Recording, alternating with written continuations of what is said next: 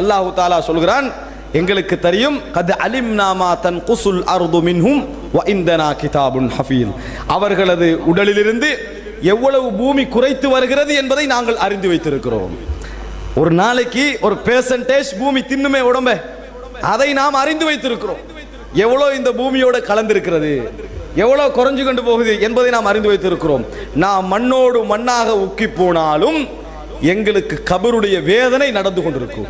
உடல் ஒன்றாக இருந்தால்தான் அல்லாஹ்வுக்கு தண்டனை கொடுக்கணும் என்றது அல்ல. எங்களது கை எங்களை விட்டு வேறுதலாக இருந்தாலும் இந்த வேதனையை அந்த கைக்கும் உயிருக்கும் ஒரே அடியாக சேர்த்து கொடுப்பதற்கு அல்லாஹு தாலா சக்தி உள்ளவன் என்பதை புரிந்து கொள்ள வேண்டும்.